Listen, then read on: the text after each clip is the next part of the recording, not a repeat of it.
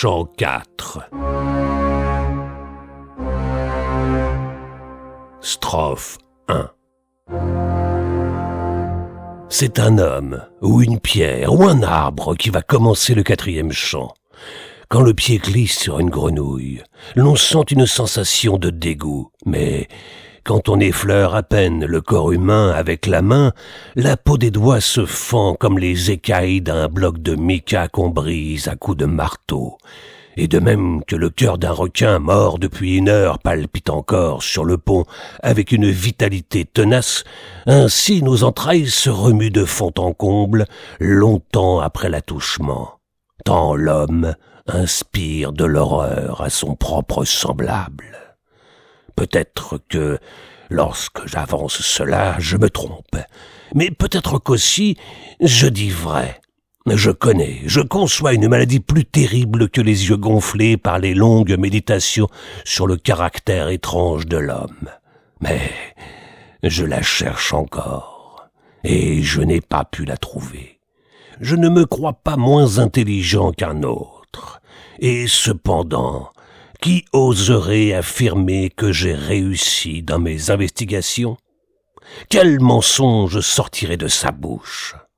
Le temple antique de Dendera est situé à 1h30 de la rive gauche du Nil. Aujourd'hui, des phalanges innombrables de guêpes se sont emparées des rigoles et des corniches. Elles voltigent autour des colonnes comme les ondes épaisses d'une chevelure noire. Seuls habitants du froid portique, ils gardent l'entrée des vestibules comme un droit héréditaire. Je compare le bourdonnement de leurs ailes métalliques au choc incessant des glaçons précipités les uns contre les autres pendant la débâcle des mers polaires. Mais si je considère la conduite de celui auquel la Providence donna le trône sur cette terre, les 3 ailerons de ma douleur font entendre un plus grand murmure. Quand une comète pendant la nuit apparaît subitement dans une région du ciel, après 80 ans d'absence, elle montre aux habitants terrestres et aux grillons sa queue brillante et vaporeuse. Sans doute, elle n'a pas conscience de ce long voyage. Il n'en est pas ainsi de moi.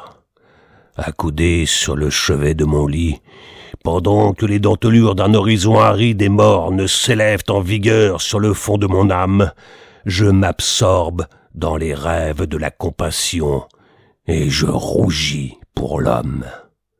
Coupé en 2 par la bise, le matelot, après avoir fait son quart de nuit, s'empresse de regagner son hamac. Pourquoi cette consolation ne m'est-elle pas offerte? L'idée que je suis tombé volontairement aussi bas que mes semblables, et que j'ai le droit moins qu'un autre de prononcer des plaintes sur notre sort, qui reste enchaîné à la croûte durcie d'une planète et sur l'essence de notre âme perverse, me pénètre comme un clou de forge. On a vu des explosions de feu grisou anéantir des familles entières, mais elles connurent l'agonie peu de temps. Parce que la mort est presque subite, au milieu des décombres et des gaz délétères. Moi, j'existe toujours comme le ballast. Au milieu comme au commencement de la vie, les anges se ressemblent à eux-mêmes. N'y a-t-il pas longtemps que je ne me ressemble plus? L'homme et moi, claquemurés dans les limites de notre intelligence, comme souvent un lac dans une ceinture d'îles de corail, au lieu d'unir nos forces respectives pour nous défendre contre le hasard et l'infortune, nous nous écartons avec le tremblement de la haine en prenant 2 routes opposées, comme si nous nous étions réciproquement blessés avec la pointe d'une dague. On dirait que l'un comprend le mépris qu'il inspire à l'autre.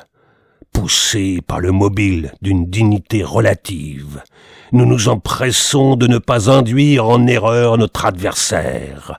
Chacun reste de son côté et n'ignore pas que la paix proclamée serait impossible à conserver. Eh bien, soit que ma guerre contre l'homme s'éternise, puisque chacun reconnaît dans l'autre sa propre dégradation, puisque les deux sont ennemis mortels. Que je doive remporter une victoire désastreuse ou succomber, le combat sera beau. Moi seul contre l'humanité. Je ne me servirai pas d'armes construites avec le bois ou le fer. Je repousserai du pied les couches de minéraux extraites de la terre. La sonorité puissante et séraphique de la harpe deviendra sous mes doigts un talisman redoutable. Dans plus d'une embuscade, l'homme, ce singe sublime, a déjà percé ma poitrine de sa lance de porphyre. Un soldat ne montre pas ses blessures, pour si glorieuses qu'elles soient. Cette guerre terrible jettera la douleur dans les deux parties. Deux amis qui cherchent obstinément à se détruire. Quel drame!